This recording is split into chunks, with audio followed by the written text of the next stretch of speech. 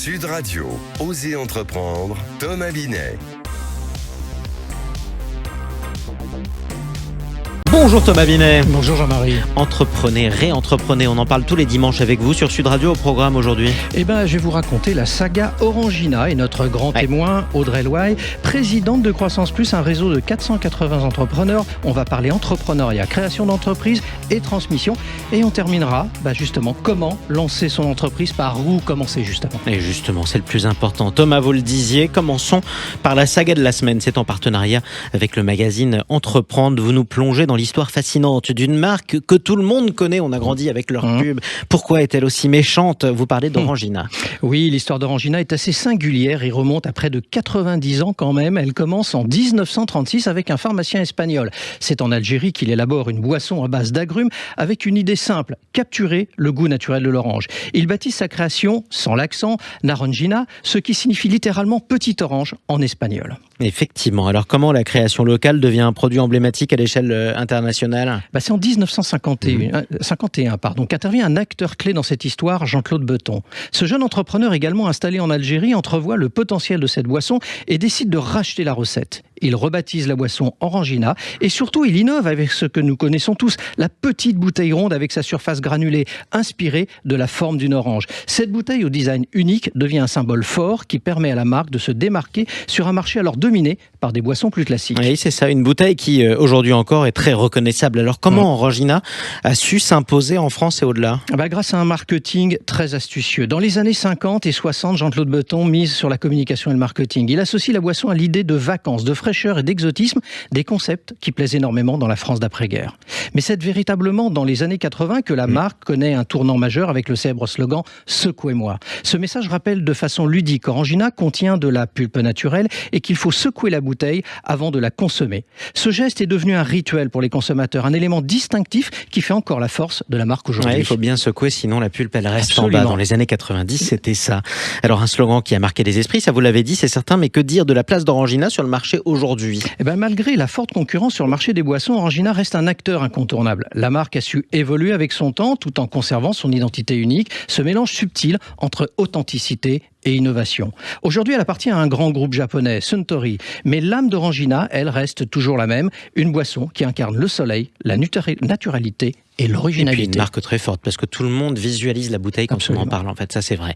Thomas, tout de suite, on accueille votre invité, c'est Audrey Louaille. Bonjour. Bonjour. Bienvenue sur Sud Radio, Merci. Présidente de Croissance Plus. C'est le premier réseau français d'entrepreneurs de croissance, engagé pour libérer l'économie, favoriser la croissance des entreprises. Votre réseau qui comprend quand même 480 entreprises. Comment vont-elles ? Mais c'est ce que vous allez nous dire, notamment aujourd'hui avec Thomas Binet. On va parler dans un instant de ce qui concerne nombre d'entrepreneurs, la transmission de leur entreprise. Mais avant toute chose, en cette rentrée, quel est le moral des chefs d'entreprise que vous côtoyez ? Et vous êtes vous-même d'ailleurs chef d'entreprise. Oui, alors le moral, on est dans une situation de statu quo et d'expectative. Oui. On attend notamment le vote du budget qui est notre principale échéance. Vous savez, les entrepreneurs, ils ont besoin de savoir où ils vont. Un peu comme dans nos entreprises. Nos collaborateurs attendent de nous qu'on leur donne le cap, qu'on leur donne la stratégie, de la visibilité. Ouais, et lisibilité aussi. Voilà, tout à fait. Ouais. Et aujourd'hui, il nous manque cette visibilité pour pouvoir se projeter et pour pouvoir aller de l'avant. Et c'est dommage parce qu'on est dans une période où en fait on commence à voir une baisse des taux d'intérêt, baisse de l'électricité également. Un climat qui est peut-être propice à la reprise, une baisse de l'inflation aussi, climat propice à la reprise, au réinvestissement, et malheureusement on n'est pas là. Alors justement, il y a quand même, vous l'évoquez, 30% des membres de Croissance Plus, votre organisation, qui ont observé une diminution de leur chiffre d'affaires depuis la dissolution de cet été. Vous tirez aujourd'hui le signal d'alarme très clairement. Oui, alors diminution ou statu quo, en tout cas, sur le portefeuille de commandes. Oui, nous ne pourrons pas payer l'addition de cette politique budgétaire, et je pense que c'est important qu'on reste compétitif, notamment par rapport à nos confrères européens. Vous dites, pardon, que la France est mal gérée, en d'autres termes. Pas forcément mal géré, mais en tout cas qu'il faut qu'aujourd'hui, la politique de l'offre, elle a eu des effets très positifs sur nos entreprises, avec un cercle vertueux de la croissance, et qu'il est important de conserver ce besoin de nos entreprises de se développer dans de bonnes conditions.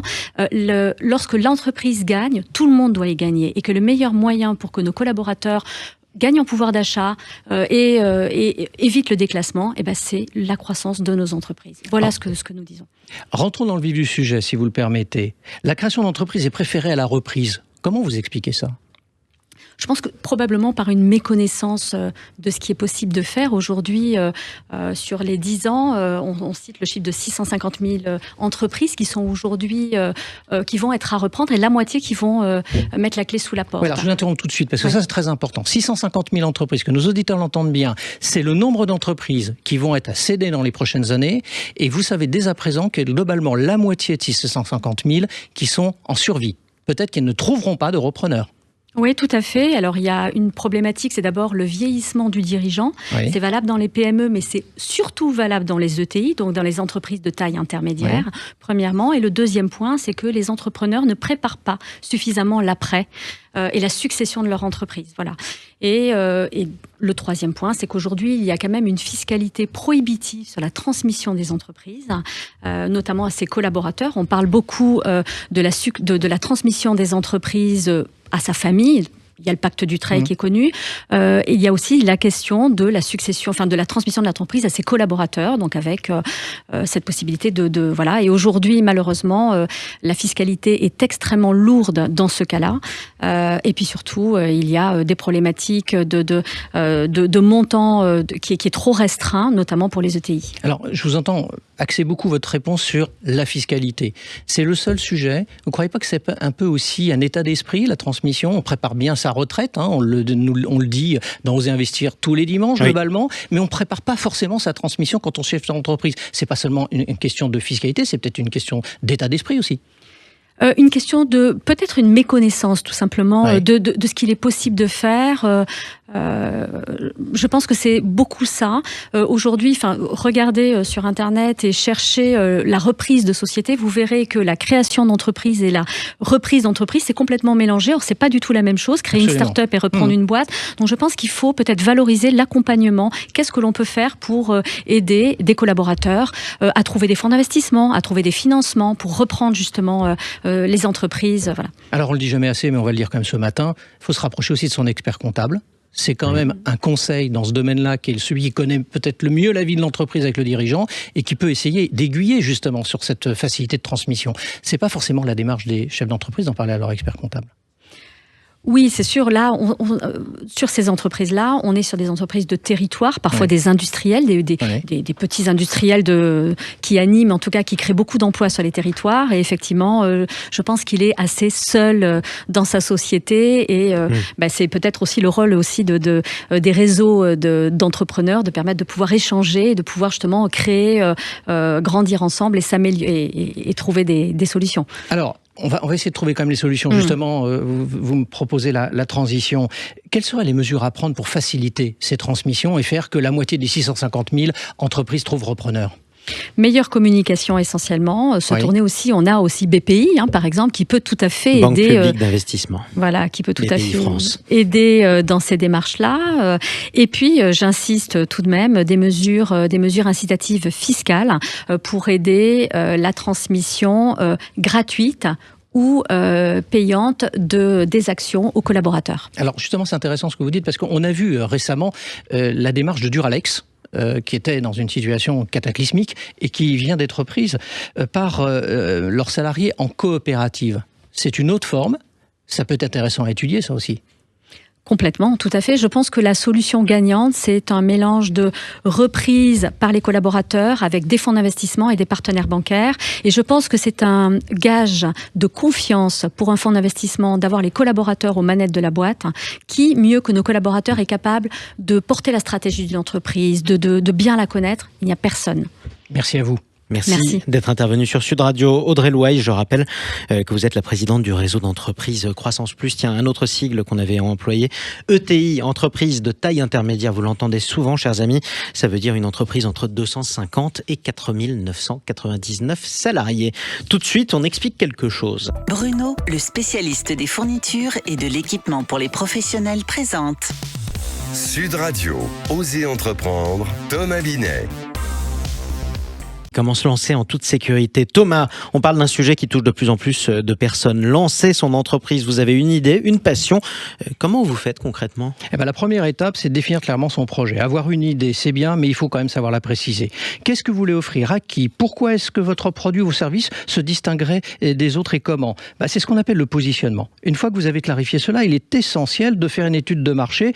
Cela vous permettra de vérifier si votre idée répond à un besoin réel et si le marché n'est pas saturé. Vous allez explorer qui sont vos concurrents, mais comment ils fonctionnent et ce que vous pouvez apporter de différent. Donc l'étude de marché, ça c'est la base. Ensuite, il faut penser à la structuration de l'entreprise. Choisir son statut juridique, SARL, société à responsabilité limitée ou SAS, par exemple, société par action simplifiée.